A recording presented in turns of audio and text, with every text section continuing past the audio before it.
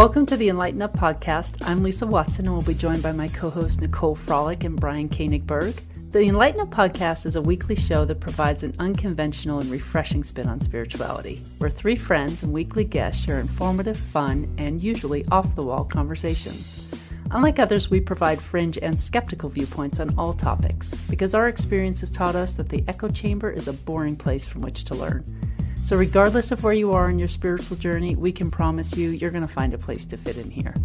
So we invite you to grab a drink and listen in on our casual, entertaining, and hopefully enlightening conversation. And enLIGHTenUP is a self-funded podcast, so if you would like to help us to continue to be able to produce, enhance, and expand the show for our audience, then please send your support using the link in the show notes, or go to our website, enlightenup.us, and check out our merchandise shop, where you can purchase merchandise that will allow you to express some spiritual humor. You may also show your support by leaving us a review on iTunes and following us on Facebook, Instagram, Twitter, and YouTube. Thank you all so much for listening and supporting us, and now let's jump right into the episode. Hi everyone, welcome back to enLIGHTenUP. I'm here with Lisa and Brian, and today we're sharing another kind of post-QRT experience. It's quite special. We've invited Amber Frelin back on the show, who guested with us back in February, and she was a speaker at the Quantum Revolution tour in Vegas when we were there, and she happened to share a very personal story where she got quite raw and vulnerable with us, and it was the first time she shared this story with anyone in such a public way. And so we've asked her to come back on the show to share the story with all of you. Amber is a graduate master teacher of the TICA Academy and with Jessica Alstrom, and with many years experience in Western medicine and metaphysical healing arts, she is a specialist in addiction and eating disorder recovery. She is an expert in facilitating transformation for people in the area of mental health, quantum transformation, and epigenetic meditation. Amber, welcome back. We're really happy and honored to have you back on the show with us. Thank you. It's my honor to be here with you guys, and thank you so much for being there at the Quantum Revolution tour. It was great to hug you all in person and hear about your journey traveling to and from, and just a true honor to be back in this capacity at this time in the more vulnerable place, like you said. Yeah, that was quite an experience. It was a great tour. We've let our audience know all of our experiences. It just in a very recent past episode, which was a lot of fun. We all had very unique experiences at QRT, which speaks to how everyone is on a very different journey.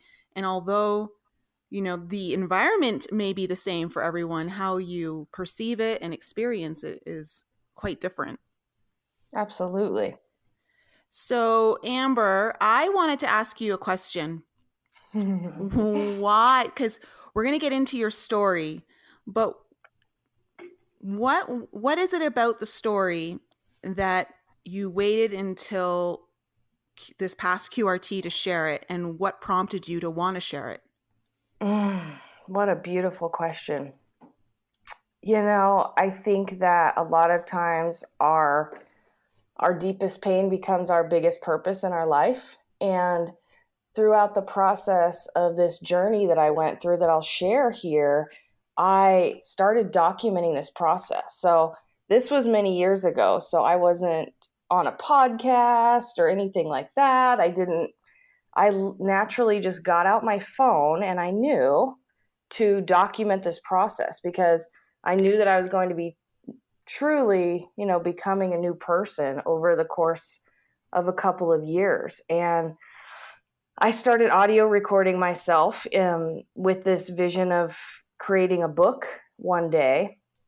And so through that process, through traveling, in this story that I'll share, I documented, I would say, hundreds of hours of content, really from a place of different phases in this journey and different phases of this recovery. And so with that, I've always envisioned, sharing this with a really large audience, sharing this with types of people that really needed to hear this message.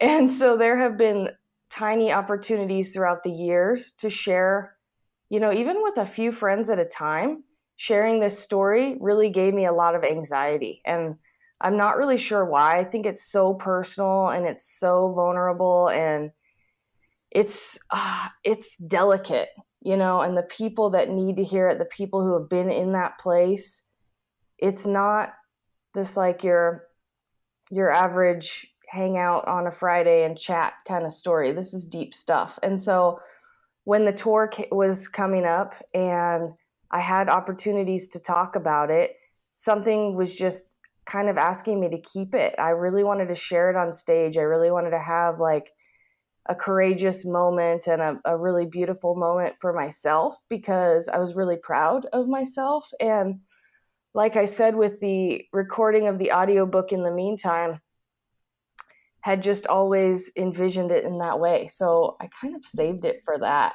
honestly. Oh, well, it's beautiful. Thank you. Yes, deep stuff.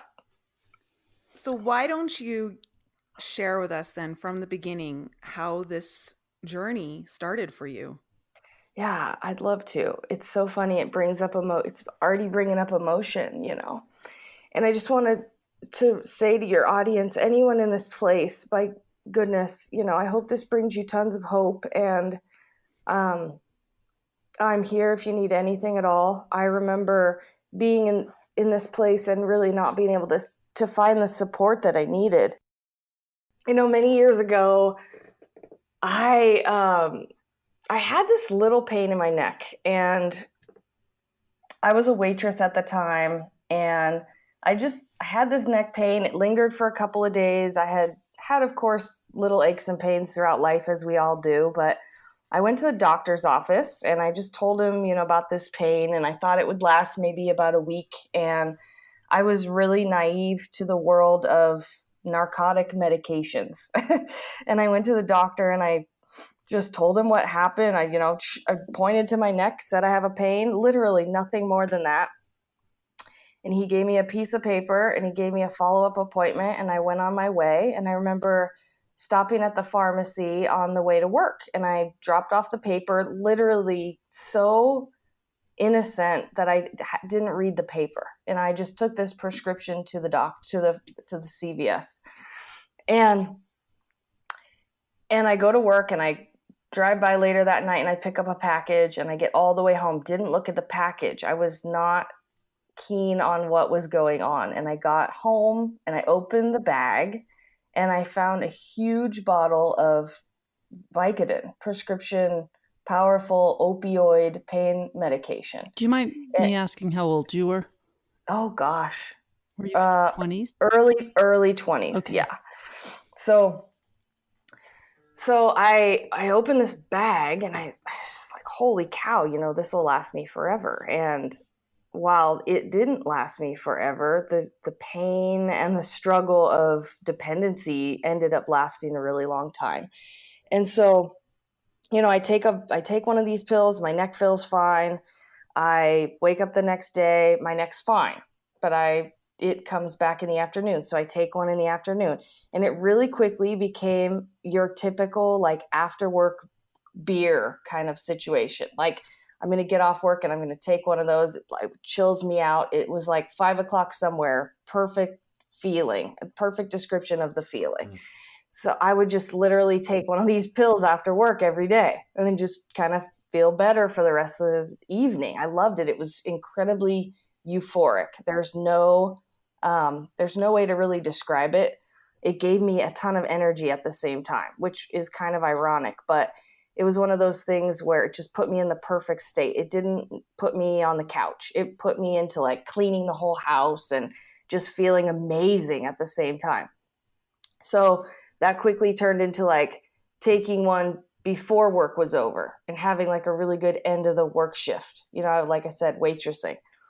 And so, so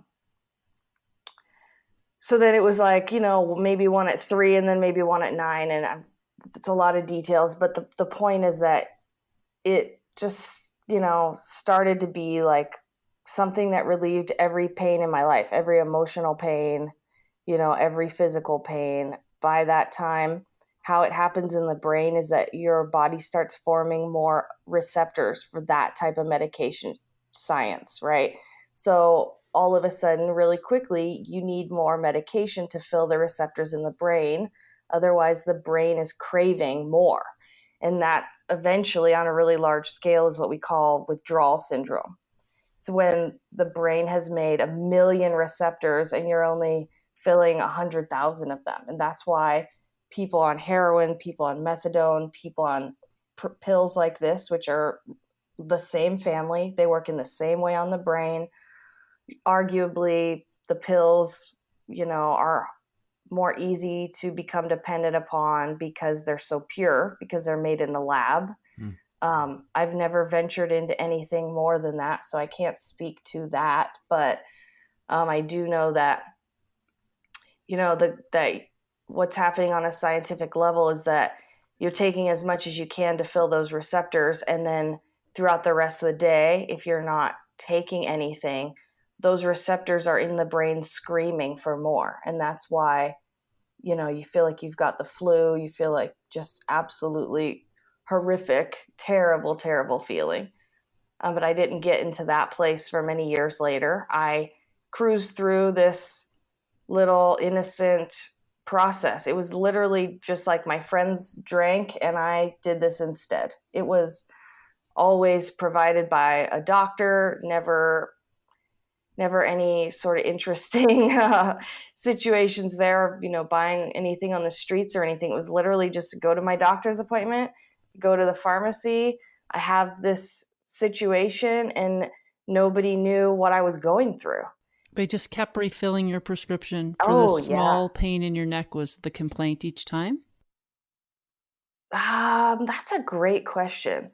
They don't really ask a lot of questions. And these days it's different.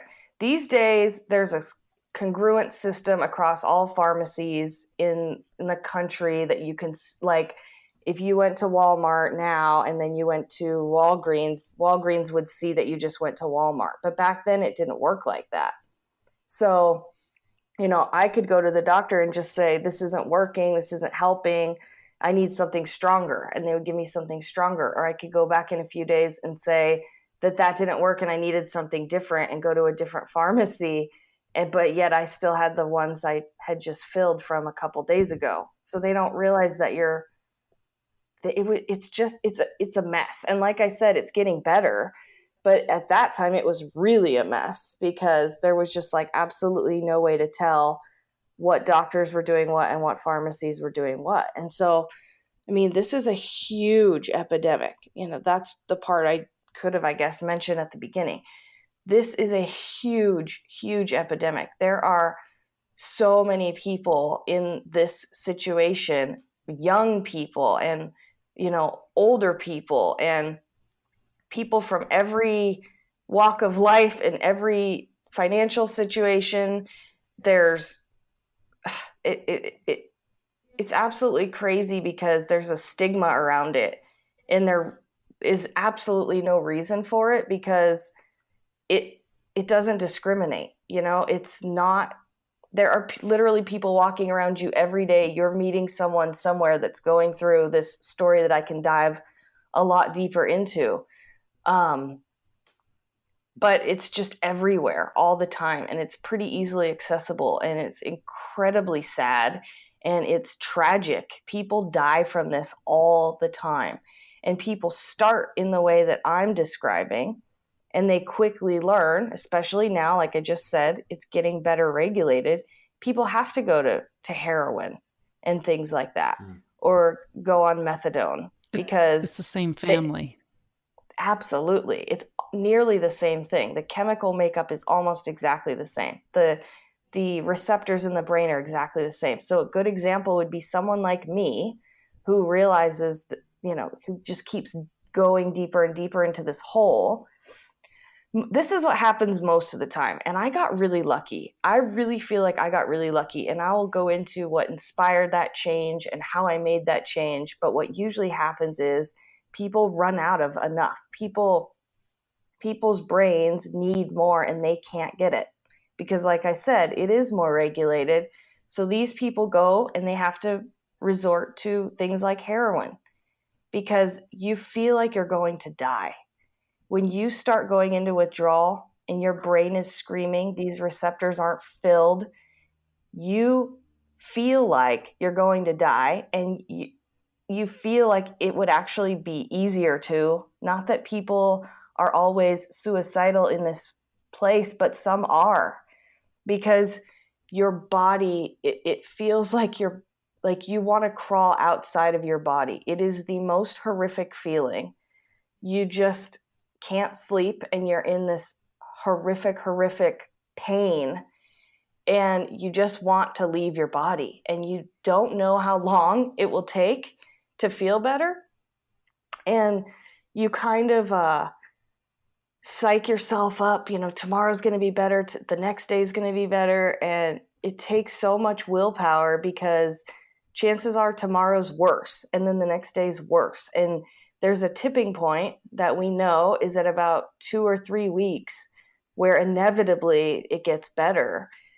But in that process, that's a long time to be feeling horrible. 2 or 3 weeks. Right. Especially because it's not the flu and you know how to solve it. And you get so sick of it and frustrated with it, especially when you're not sleeping, because not only are you feeling like that, but then you're up all night feeling like that. And this was a part of my story that I shared at the tour, where I was in the bathtub every 20 minutes. And that is no joke. I remember through the night, through the day, because you get to the point where your body hurts so badly that you need to change the environment. So if you're in a bed and you're sweating and cold and you get into a really hot bathtub, then you've changed the environment enough to trick your body that like you can stop shaking and it feels so, you have to change it so much that it creates relief. And then you're in that bathtub for 20 minutes, the water starts getting colder, your body starts getting used to it, and you start feeling that same way. And you allow yourself to stay in that to the point where when you get out, that will be a different environment. And then your body is tolerable for another 20 minutes. And then it's just like before you know it, you're filling up the bathtub again. And this is a process that, like I said, hundreds of thousands of people are either forced into or choose to go through for the sake of changing their lives. And I guess that leads me back to my story.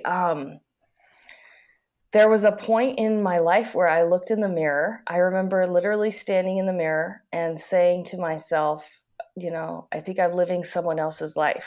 How did I get here? What has happened to my life? Like, I've fallen off my path completely, and I needed to take drastic measures to fix this. And so this is a part of my life where nobody knew what was going on for many years, even my parents. I mean, I was 2 weeks into my first detox, that just like I described the bathtub situation, I was trying to fix this on my own. My parents didn't even know what I was going through. I spent 2 weeks doing that before I started taking a longer acting medication similar to methadone. And it's called Suboxone, but nonetheless, it's a prescription that is made to help people who are in that situation that won't give them the euphoric feeling, yet will fill those opioid receptors so that the person's not in pain. So the other way that this story tends to go, if it doesn't go to buying drugs on the streets, it goes to becoming dependent upon these long-term medications that help someone stay out of withdrawal, yet they're still completely dependent on opioids because they're So it doesn't get rid of those receptors in the Right. brain, so it's just filling them. So you're dependent on not feeling bad. Exactly. You nailed it. How many years was it that you were taking them on a consistent basis before you decided to wean yourself off? The whole process was 8 years from that doctor's visit through a detox phase on my own, through some Suboxone treatment, then back on pills, to packing up my whole entire life, selling everything, going on a gypsy journey, following my heart. I saved up some money, and I decided that if I didn't change every aspect of my life, then nothing would change. I literally, this is right after that looking in the mirror process I told you guys about. This is when I started recording my audiobook. I packed it up and I just went on a true soul-seeking self-care journey.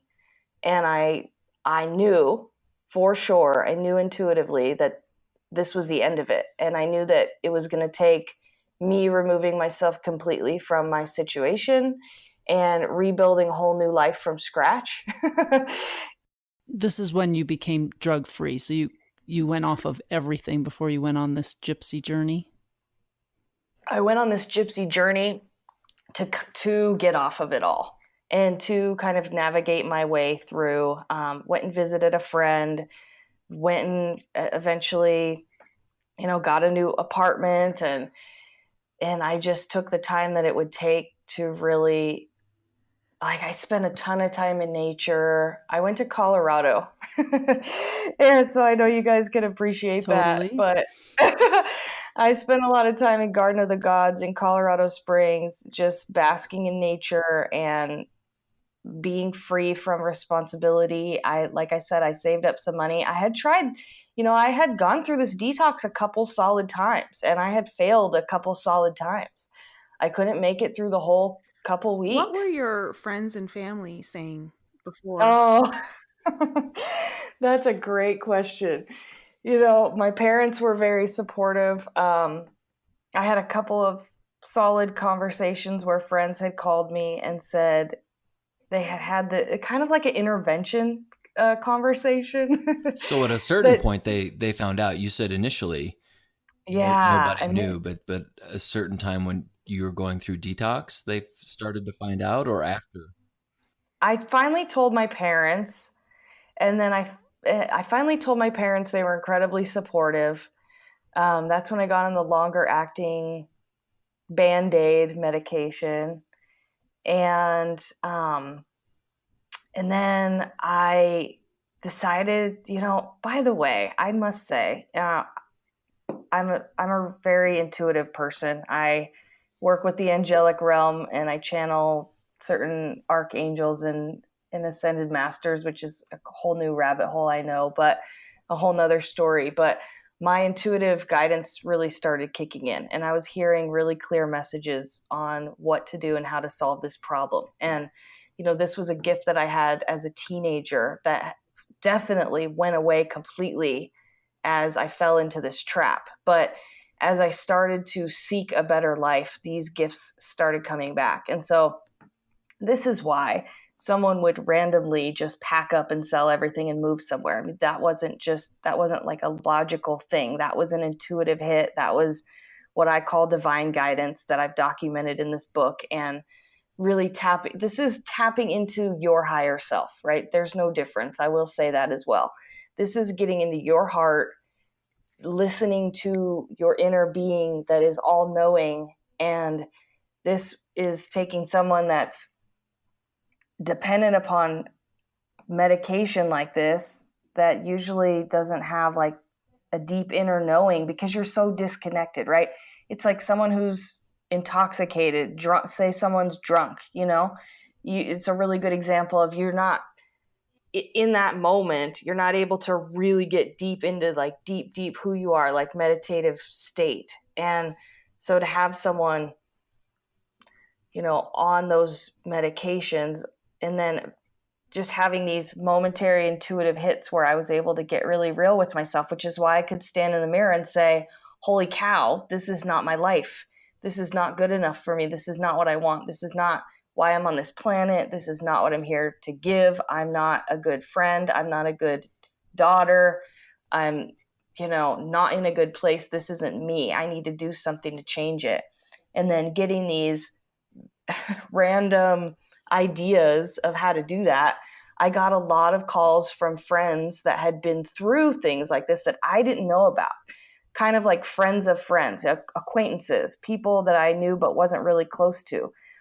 My friends were reaching out to people like this and getting them on the phone with me.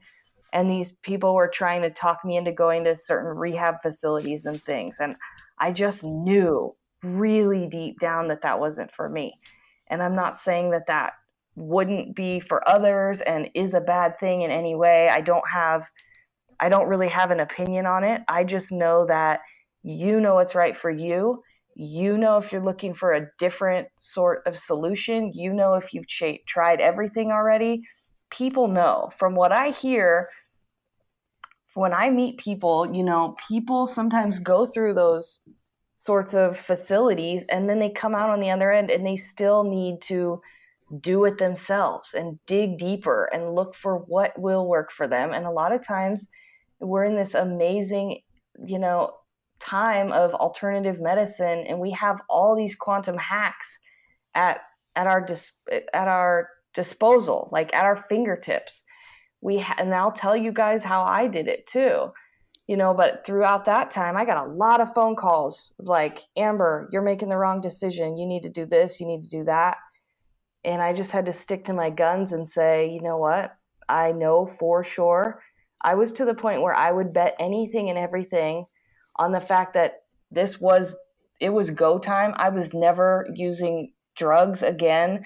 I was for sure changing my life. I knew like I had never known anything else in my life. I mean, I knew for sure that I was headed out on the right process at the right time, and that this was the end of all of this mess, you know, when I set out on that journey. You know, we've had a couple of guests on our show before who have had drug and alcohol addictions problems. And I think we talked about the 12-step program and things like that, and how they really do. I mean, they can be very helpful for a lot of people, but in other areas or with other people in other situations, it can take your power away from you as well, which is kind of what I'm hearing you say, that you needed to find your own way and your own path to feeling safe again. Right. Yeah. You know, I can't speak a lot to it. I've stepped foot in those rooms maybe 3 times total. And all I can say is that when they had me say, you know, I'm an addict, I'm Amber and I'm an addict, it was like, no, I'm not. You know what? I used to be, possibly. I had a chemical dependency. I even, you know, questioned the word addiction. I had a chemical dependency. I know how it worked in my brain. Yes, it affected my life. But for me, saying that I'm an addict every day is just, you know, like the opposite of what I want to be speaking as my truth in the world. And I do think that it helps a ton of people. So it's not a very good I am statement. It's not, right? Exactly. I mean, exactly. And every time I muttered those words, I just thought, that is not true, you know? I like what you said earlier. You were when you were going through this self-discovery process, you said, this is not good enough for me. And I think that's what gets to that, you know, that I am statement or that purpose, is you realized that you, Amber, have something to offer. You're here for a purpose. And this doesn't let people see who I am. And it was, I mean, it's subtle and it's also huge at the same time, the difference between addiction and chemical dependency. But you're right. I can see how for some people it's the same thing, but for someone else, like, no, I'm not addicted to that. That was just a chemical short circuit, and now that's fixed. Exactly. Yeah, that's really what resonates the most with me. And I really believe I had to go through that, or I chose to go through that to help others go through that and navigate that process, you know. You inspired a thought inside of me, just the part, like, I just knew this isn't my life. There's more to this. I'm missing the mark. There was a time when I just said, like, everything else has to wait. I don't care what it is. I don't care what happens. I'm packing up this car. I've kept my most valuable items. I have the sweetest boy, my cat I've had forever. We're going on a journey. Everything else can fall to the wayside. I can lose everything as long as I solve this problem, because until I solve this problem, I have nothing. Talk about 100% committed. I've never felt so 100% committed in my life. I was willing to risk it all. For you. Because I knew I had nothing. I couldn't live my life like that anymore. I had to change that no matter what happened in the meantime, no matter what challenges came up, no matter what financial situation, no matter who was in my life, no matter if I had to go back home. I mean, anything. Absolutely nothing mattered until I conquered that feat.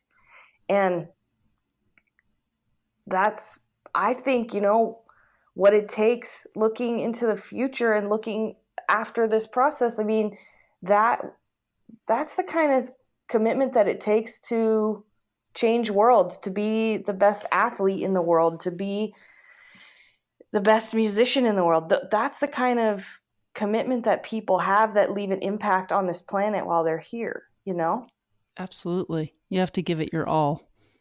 Right. You have to really be willing to lose it all, to do whatever it takes, no matter what, the whole time. Like, I knew that I was landing with a body that was detoxed, a soul that was fulfilled, an emotional state that I could live with, because I knew that, once again, to the intuitive hits, it was really clear to me that I was going to go through a pretty horrific physical process, physical detox. And I also knew that once that was tolerable, my life was going to shift gears into an emotional process, an emotional detox process. And that's exactly what happened. And whether you could say that happened because I expected it to, or whether I saw that future in advance, I spent that time. I mean, it was hard, and arguably the emotional part was harder. Leveling up is hard. It is hard. Yeah. And if you think about, like, back to the athletes, why this keeps coming up. As I look at my road bike sitting here, you take these long rides, you take these hikes and things like that, and you get to a point where you want to quit. It gets really hard, and you push through and you push your body to its absolute limit. You push and push and push, like when you literally think you can't go anymore. And that's hard. But if you think about going through like horrific heartbreak and horrific loss and emotional pain, arguably that's harder, because you don't carry that last bike ride with you for a week thinking about how difficult it was. You get through it and it's like triumph. But you go through these emotional things in life and these huge losses, and you guys all know what I'm talking about. That's the kind of stuff that lingers, and that's the kind of stuff that I think changes you. It can be a lot harder than the physical part. Yeah, it is. The emotional part is much harder, but I think for me, I know having experience with the physical side, pushing myself physically has helped me emotionally. Yeah. When you get to those, what you feel are breaking points emotionally, you have something kind of to look back on and say, physically I was able to get through something that felt hard like this. I can do this emotionally as well. Yeah, I agree 100%. That's why, when I do talk to people navigating early recovery, I wish, I can only use the words to tell them when they're in that place back where I was, and I tell them, like, you can do absolutely anything in the whole world, anything your imagination could ever come up with after you get through this process. I mean, so I jump ahead a few years, competed in a fitness competition, because fitness was one of the things that helped me the very most in this healing. And wait, I'm sorry, I have to stop you. Okay. Because I've heard part of the story. So you're on this gypsy journey with your cat. And what's your cat's name? Cody. So you and Cody are out exploring the United States or whatever, and something else happens to you. Like things don't go so well out on the road, right? That's right. Oh, that is so true. Yeah, because I felt like I had really hit my rock bottom, so to speak, before the journey, trying to navigate, having to get on the long-term meds. I mean, you guys, early rewinding, and I'm so sorry we're jumping back and forth, but there was a time I lost my job, my car, my home, and my family, all within a week. And it was like, that was deep in my problem, though, and kind of like expected almost. I was starting to be able to rise above and go, well, your life's falling apart. I wasn't really a victim when all of that happened. I just took the next step and made the next best move. And then when I was on this, deeper in, like you said, in Colorado, woohoo, best decision ever heading to Colorado. But yeah, there was a point when I felt like I finally was, back on track, doing really well, hadn't relapsed, so to speak, was, detoxing still and getting stronger and putting things back together. And all my money was stolen. And I had money saved for, like 6 months to a year of not working, living modestly and everything like that. And all of it was stolen, and it's a whole nother story, but I didn't get it back. And I went from having that cushion and that ease and that safety, that security, to having an overdrawn bank account and, navigating the next move. Talk about resourceful. I mean, this kind of process makes you become one of the most resourceful people. And so just continue to navigate, and unfortunately, I found another bottle of pills and I started taking them. And granted, it was like a tiny, tiny percentage of what I used to be dependent upon. It was still not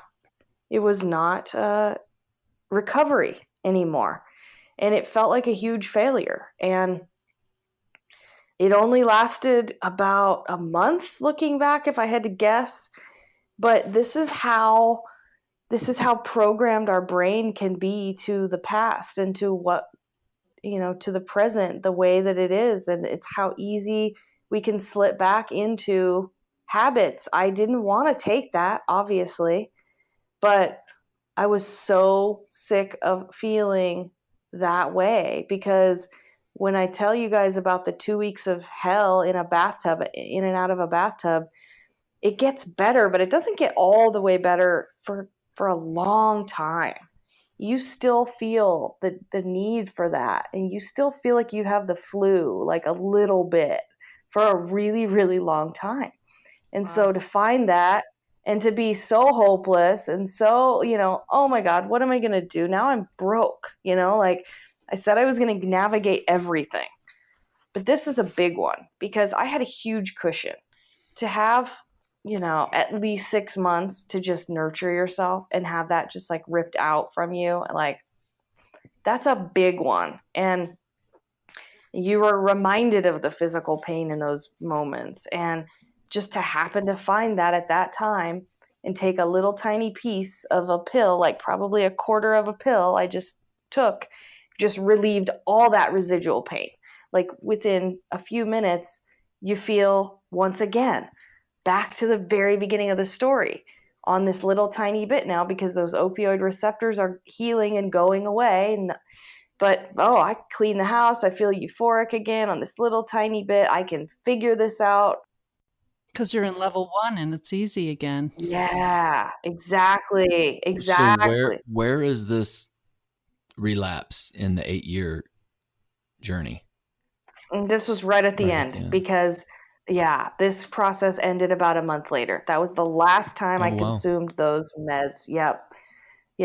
And I just had to, I had for about a month to piece things back together, and took a little tiny bit to just get myself through, to not feel like I had the flu, and just set aside, a couple of days to bask in nature and meditate. And you guys, this is really where the story really begins. I mean, this is the golden nugget of the whole story. So I'm in the bathtub again, last recovery process, last detox. Never look back. This is the last month of this problem. And I'm in the bathtub and still getting the intuitive hits, getting closer to my guides, getting closer to God, getting, more spiritual, and incredibly like just falling into my heart, becoming just like this heart-centered, loving person, of my ability to connect with other people, because I couldn't before. It's like you're like a machine when you're under these, when you're on these meds and other things too. It's like there's no eye contact in your life. You're not feeling into other people. You're interacting in a 3D world with other people, but you're not like connecting. And so that started to happen.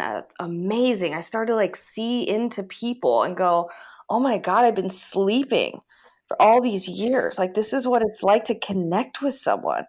No wonder I don't have a relationship, and what's it going to be like to see my parents again? Like, I get to see them more deeply, and it makes me emotional, because you don't realize how disconnected you are. You don't realize, you really don't. And when that magic of that starts to be apparent, life gets really exciting, because there's such deep levels to being human. There's such amazing gifts here. Just being a physical person on this planet is magic, And the highs are as good as the lows. Oh, it's amazing. And the interesting part about that is the chemical, no matter what it is, opioids or drugs from the street or alcohol or different addictions, it smooths out those rough edges of life. That's why people do it. So you're doing it to make it easier, but you're missing out on what you just described, that there's so much joy to being alive. Exactly. Yep. Smoothing out the edges, and that's what we teach on duality, is that it's just essentially like the harder parts of life and the easier parts of life, the good and bad, so to speak, is that those like, the beauty and the depth. That's why we're here, to have this true, full experience. And escaping through the ways like we're talking about here, like, is just smoothing out the edges, and it smooths out all the good parts too. You just become sort of a shell. I really felt like a shell. And there were so many just secluded years, not even days or months, but there were times I was just so secluded. But back to Colorado, back to the finale of the whole process, I found that I could do it. Obviously, you guys know I did it. I got clean. I stayed for a while until I found that bottle. If I hadn't found that bottle, I definitely would not have gone out to find more. I definitely was clean, but unfortunately found that, and then found myself in the tub again, and I found the key. I found like such an incredibly important key to not only this, but to, what I help people with now in coaching. So I'm in the tub. I'm not a meditator. I'm spiritual, obviously, but that's about the extent of it. I'm starting to awaken my intuitive gifts, but I'm in the tub and I'm eyes closed and I'm listening to this amazing music, and I'm just naturally starting to meditate. And I find myself in this like hyper color, incredible visualization. Like, this is when talk about the power of the imagination. Okay. So I'm inside my mind. I'm like looking around my body, and this is a process you can do You can't like do it in community, like in a conversation, but you can lay down and do this. This is really deep imagination. This is what we call epigenetic meditation. So I'm just like exploring through my body. I'm thinking about how my body feels. I'm looking inside my brain in my imagination. I find myself in the nerves of my brain, and I'm looking at opiate receptors. I'm literally envisioning these receptors releasing the attachment to the medication inside my brain. And I'm like overcome by this music, basking in the tub, feeling absolutely amazing. And I start to regularly do this process in order to reprogram my brain. And I hadn't heard of the people we know today, like Joe Dispenza and Bruce Lipton, who have tons of scientific evidence behind this process. This is called epigenetic meditation. But I was naturally doing it. I was discovering this on my own, and it was the most beautiful experience. And so I just spent every day going into my brain, releasing opioids, freeing the receptors, dissolving the receptors, making them disappear more quickly, looking at the nerves, looking at habits, looking at these neural connections, and releasing these neural connections in my brain to the pills and whatever else, even thought processes, because I was quickly learning, like I said, with the emotional stuff. And mind you guys, I'm doing this all the time, the whole time, with the idea of myself teaching other people how to do this. And so I'm taking really good mental notes of what works and what doesn't work, and documenting the audiobook, like I said. And so I'm not only doing this like to detox my brain, to help my own brain, but I'm watching very, very closely because I need to learn how to explain this to other people so that they can do it too. And that was always my intention.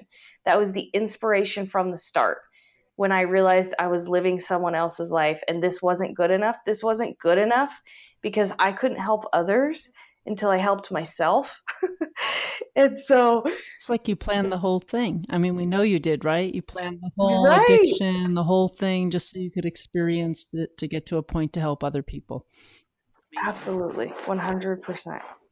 Yes, yes, yes. That's wild, because I that's what I did to heal my womb space over the last 4 months or so. And I didn't know it was called epigenetic meditation. I was just doing that. I was just like, I was intuitively guided, like you, to use light to just completely go in and actually start from the point of conception as a fetus, and use light from the fetus to start healing the whole entire womb, the ovaries, the fallopian tube, everything. Oh my God. And that's completely shifted my whole healing experience and my reality now as a woman. So it's so interesting how, we can go, and it's great because not everyone is always tuned in. They're not always as connected. And so you have these people like Dr. Bruce Lipton or Joe Dispenza to read these kind of books and give you guidance.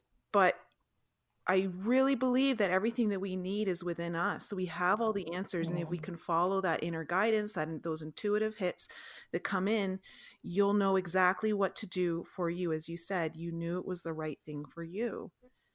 And that's super powerful. It's super powerful what we're actually capable of doing with our minds and envisioning it through our body, like working with that level of consciousness. Yeah, absolutely. I mean, your whole world changes when you really begin to harness the power of the mind. And I think that's what I do with clients. And that's the biggest step, is bridging the gap between imagination and tangible reality. And in my opinion, the gap is belief, because our minds are that powerful. I'm living proof and walking proof that can be done, and now I help people in other areas to harness that same technology to change other things, because the truth is addiction is not just what we think with drugs and everything else. I mean, what about worry? What about people who are like complete victim to their own thoughts? Because I shifted from this tangible addiction into a whole lot of emotional stuff, like I told you. You know, what about obsessive thoughts? And what about OCD? That's a big one. What about all these things that are holding people back? You know, this is the addiction of today that is kind of like going on behind the scenes. And we can use these incredible techniques to go in and reprogram the brain. We can release, 100 million neural connections to worrying about one certain thing. People worry about things for 30 years. And then we can go in and we can unprogram the subconscious to that connection. We can decide what we want in our lives. We decide what belief needs to be had to become the person you need to be to have the life that you want. And this is, theta healing techniques and epigenetic meditation and applied kinesiology, muscle testing. This is the world I live in now. And this is what I do with people. This is everyday terminology and technology that I use. But this story is where it all started, because I wouldn't be able to, I probably wouldn't have the belief, in fact, to walk others through this if I didn't know 100% for sure that this could work for me. Absolutely. And I think for anyone who's listening, anyone in our audience who's listening to this, because it is such a powerful technique, it truly is. This idea of epigenetic meditation, the intention is so important. You really need to want it, first of all, and you have to go in with the intention that is so powerful to heal yourself, release yourself, whatever it is that you're working on, and to really bring the full force of that intention into the meditation process and allow yourself to connect on every level. So in your reality, in our worlds here, when we're just kind of walking around doing whatever, you smell things, you hear things, you touch things. Do all of that in the meditation. Don't just, connect maybe with your mind and what you see. I always run my hands over things. I feel temperature. I feel texture. Smell things. Is there a scent there? Really immerse yourself into it and make it completely real, because your mind can't tell the difference. So it's super powerful. And when you can allow yourself to really work with those techniques, it can completely shift how you shape your process of healing, releasing, and moving forward. Mm-hmm. Well said. Yeah, absolutely. And, I know that a lot of people who listen to this will know someone who's going through this, or you yourself are going through this. And, this is my perspective on recovery now is absolutely amazing. And so I've just inspired in this moment to tap in. I know how bad it can feel. I know how frustrating it can be to not be there yet and want to be there. I know what it feels like to lose everything. I know what it feels like to actually be the family member too, and to not know how to handle your loved one who's stuck in this cycle, and so my goal is to inspire and prove that change can be made.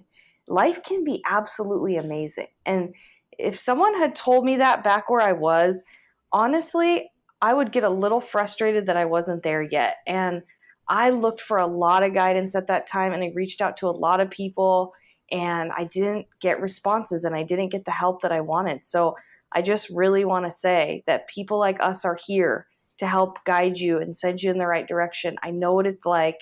It can be easier than you think. You can do this. If you or someone in your life is needing to change a similar process, oh my goodness, you can absolutely do it. And the world opens up in ways that you would never imagine. So full welcome. Reach out to me if you need anything. It's my, deepest pleasure to share this with you. But it's even more than that, to help you navigate and to see you look back and say, I did it too. That's what I want more than anything in the world. You mentioned that, you've been on both sides. You've been the person trying to recover, but also you've been the family member where you don't know what to do. We've talked a lot about, being the person who has to go through the recovery. What about if there's anyone in our audience who is going through this and they have a family member or a friend and they don't know how to deal with it? What is your advice for them? Oh my gosh. It's that connection.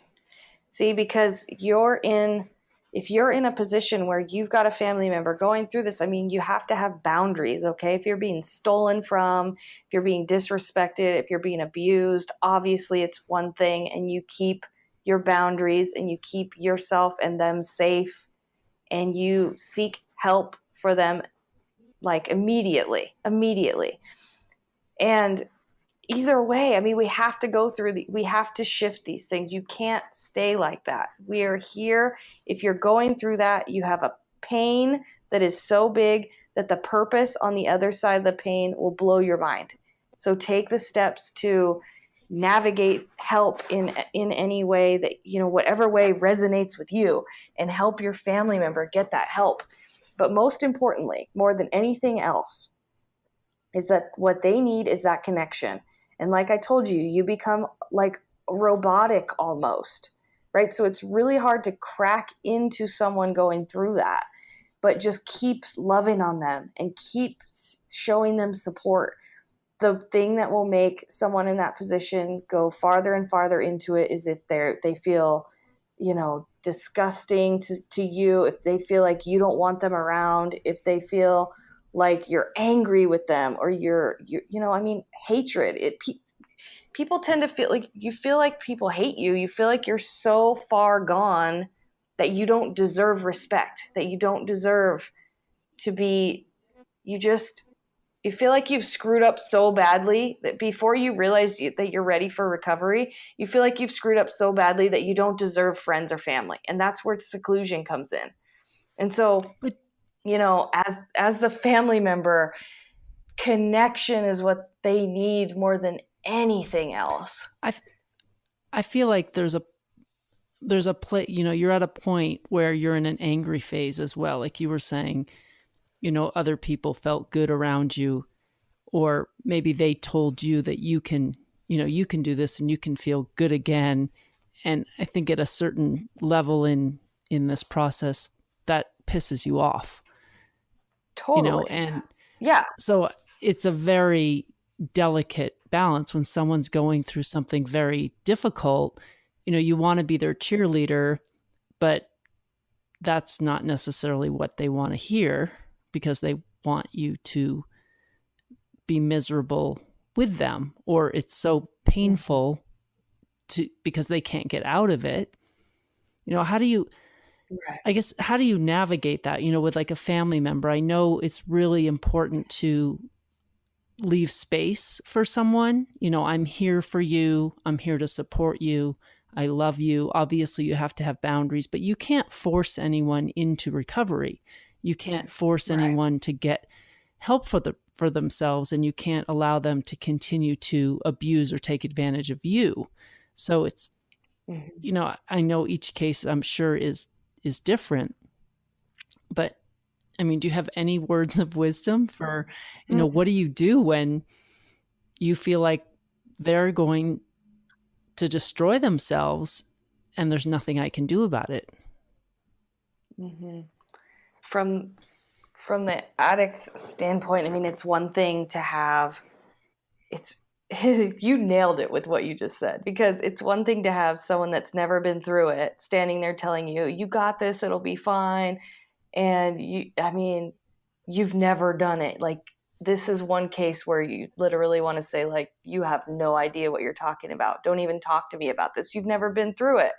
but get them on the phone, get them together with someone who has navigated the deepest depths of it, that isn't going to try to convince them to do it, just to listen to them. Somebody who really can say, I totally understand. Now, how do you feel? What about you? What's your thoughts? What do you want to do? Are you, just there, it cannot be like a back people in the corner kind of situation. So putting the power back on them. Yeah, and get them in front of somebody who can actually like say, I totally get it, because this is the one thing you feel like you're going to die. If somebody tells you that you'll get through that pain and you've been through it a little bit, say like a week, maybe a few days, and they've never even taken this kind of drug, it goes in one ear. You're just like, you have no idea what you're talking about. Like, especially when you're in an addiction, you're just like, I can't even have this conversation with you. You're just being my, like you said, cheerleader. Yeah, you have to appeal to the pain. You have to. That's the only way, because it only perpetuates the loneliness knowing that you haven't felt it. And just and that cheerleader mentality, I feel it just keeps perpetuating the loneliness of the person who's experiencing that sort of addiction or need for help. Right. And even talking to, speaking about, you can't talk people into it. They have to come, and you really can't. I mean, it is pointless to, I think, talk someone in. This is a process, a personal process you come to on your own. This is when you will be successful, when you're ready to change your life. Until then, people are going into programs over and over and over and over again, but they never really have the deep, deep intention and belief that they can, but I think you can ask questions, though, that puts the power back onto the person, whether you've had experience with it or not. Like, how would you like to handle it? Or what can I do to help you? Instead of telling them, try this, do this, be this. Yeah. Very just much what can I do for you? Right. How can we help you through this? And what do you need from me?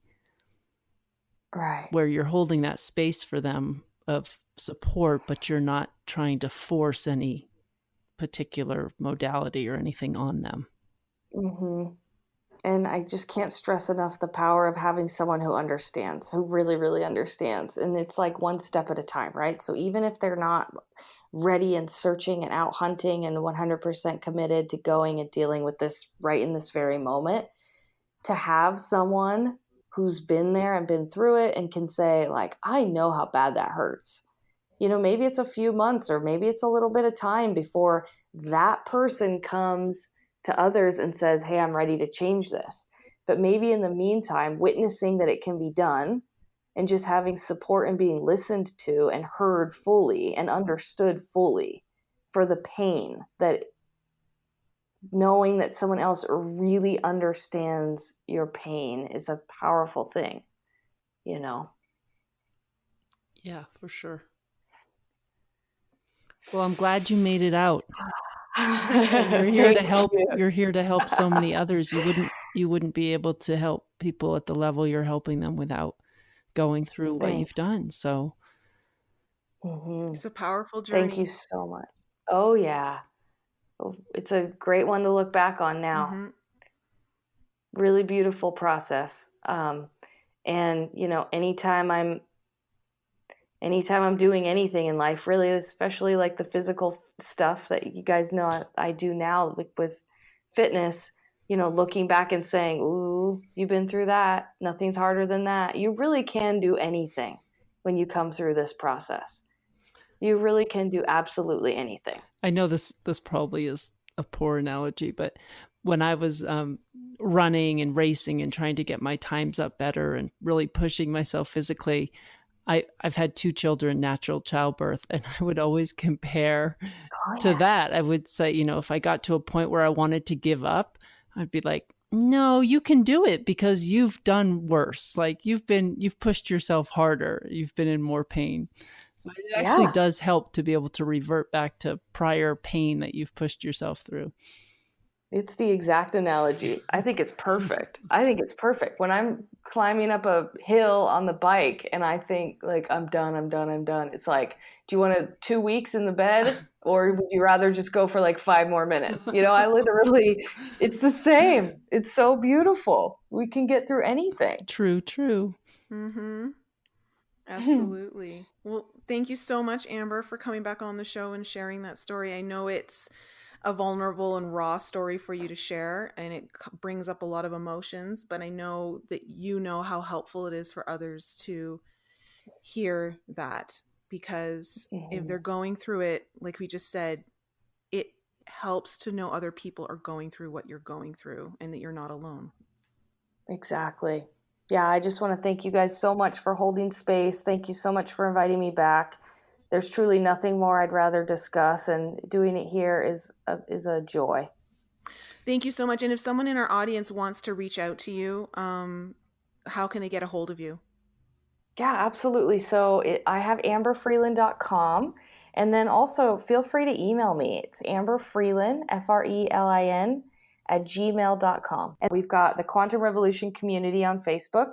And then lastly, just before I forget, since we dove so deep into epigenetic meditation, I have a Trinity Room group where I teach that type of meditation. So I want to welcome everyone over there as well. Great. And that's on Facebook? Yep, on Facebook, the Trinity Room. It's just all different sorts of epigenetic meditation, from releasing pain, protecting your energy body. Oh gosh, so many things to dive into as like a really great way to start using epigenetic meditation. Excellent. We'll leave a link for that in the show notes for everyone. So thank you so much, Amber. Thanks for sharing your story, and thank you to everyone for joining us once again. It's always a pleasure to have you be part of this journey and welcome us into yours as well. Have a great week, everyone. We'll be back next time. Thank you all for joining our show. We appreciate you tuning in and supporting us. If any of you have any questions you would like answered on the show, or any guests that you would like to hear on our show, please email that information to us at info@enlightenup.us, or send us a voice message using the Anchor app. There's a super cool feature on there that allows you to send us a message or ask us a question with a touch of a button right from the app. And please continue to support us by following us on Facebook, Instagram, Twitter, and YouTube. And if you haven't checked out Nicole's channel on YouTube yet, head on over there for some more insight from her, or you can visit her website, inflexibleme.com, where you can book a personal coaching session or a tarot reading, watch some of her most informative videos, or you can sign up for her newsletter. And if you're interested in some light language healing, head to my YouTube channel, Lisa Loves Love, or send me an email to lisa@lisaloveslove.com to inquire about your own personal reading. Thank you again for joining us and supporting us, and we'll be back with you all next week.